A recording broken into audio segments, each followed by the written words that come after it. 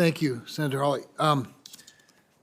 So starting with this second round of questions, I want to come back to you, General Smith, with what I was talking about in my opening statement that we weren't able to get to in the first round regarding the Corps' seemingly aggressive pursuit of ground-based air defense and missile systems to support its desire to operate as stand-in forces in the Indo-Pacific. In addition to providing protection for postured Marine forces, these systems can also help the combatant commander deny maneuver space to an adversary where transitory sea and air-based systems may not reach.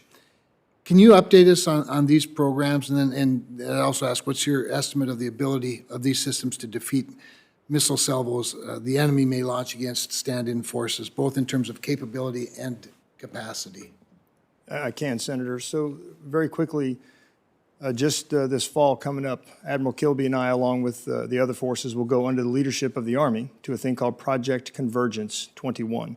And in that experiment that will happen out at Yuma Proving Grounds in the China Lake area, we'll use one of our Gator radars, ground air task-oriented radar, to pass data to, I'll be careful in the classification setting, to a larger Navy system that has the ability to bring down things at very long ranges. So our primary role is to sense, make sense, and pass data, gain, maintain custody of targets. Those forces that are distributed to launch anti-ship missiles, to sense what is going on, to pass data, have to be protected from air threats. We haven't had a real air threat since World War II. What our challenge is, Senator, and I'll be extremely candid with you, sir, is that we have to be highly mobile. If we're not internally, organically transportable via our C-130s, our CH-53s, our Ospreys, and our L-class Navy ships and the future light amphibious warship, then we lose value to the combatant commander. So the balance for us, sir, is range, it's physics. The range of a missile system that is an anti-air weapon, and the size. When you start getting into a missile system that's, let's just say beyond 13 feet, that's a challenge. And so we are currently spending money on our MADIS system, Marine Air Integrated Defense System, and on what we would call GBAD, ground-based air defense, trying to find the sweet spots, sir, between range and lethality and mobility. And that is a wicked problem for us to solve, and we have not yet solved it. Is there anything you'd want to add to ensuring the integration of the Marine Air Defense System into the theater? I mean, you touched on it, but I'm wondering if you want to elaborate at all. Sir, MADIS remains the only systems that has brought something down against a hostile threat. Our shipboard MADIS system is now, we acknowledged it, that it had good effect against Iranian drones.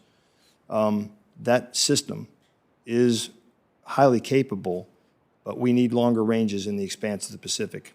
And there comes a point when the system size limits what you can carry, and obviously the size of the missile system that you can carry limits the range. I just met with, and I won't use the name here, but I just met with a couple of industry partners on how to extend that range or put a different missile system onto that vehicle. And it's a challenge, sir. It is, at some point, that is kind of our F-150 pickup truck, and it's rated for so much weight.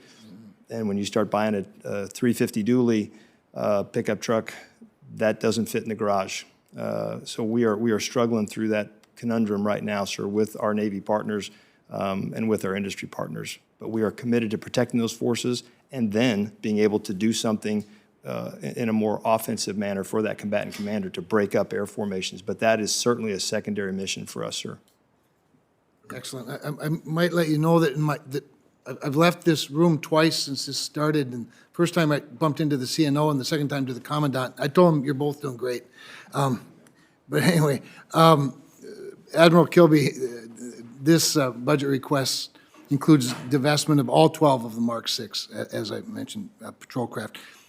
As I understand it, they're less than a decade old, and I know you've talked some about this, but they're obviously highly capable compared to others of the small craft, and they're the last remaining small combatant craft in the Navy's inventory. Related, in January 2016, 2 U.S. Navy river patrol boats accidentally strayed into Iranian waters near Farsi Island in the Arabian Gulf. Obviously, we all remember that well. Iranian militia forces captured both command boats and the 10 American sailors aboard. After a day of intensive diplomacy, Iran released the boats and their crews. Navy officials said these Mark VI boats were part of the solution and would provide a needed upgrade to our littoral forces. Can you explain the decision to divest? Yes, sir. I don't dispute anything you said. It's all accurate. The decision to divest of the Mark VIs was a fiscal decision to align the force to great power competition. So we wanted to keep the thing. That doesn't mean the Mark VIs aren't valuable. We viewed them as less valuable than the capabilities and things we needed to invest in. So it's really a fiscal decision, right? We want to field the most capable force we can against the pacing adversary, which is China. So in order to do that, we, every year through our cycle, look at our inventory and say, are we positioned? Are carrying these assets going to provide that force, that aggregate force we need? And in the decision of the Mark VIs, we decided to divest of them so we could pursue other things against China. There's a lot of that going on throughout the forces. Mr. Secretary, anything you'd want to add to that? I suspect you probably have lived with this quite a bit. No, it's exactly that. That prioritization we do every year ourselves with the Marine Corps and the Navy, and how valuable is this to the fight with China? That's the the ground rule that everything else falls under. Over. I have nothing further. Thank you.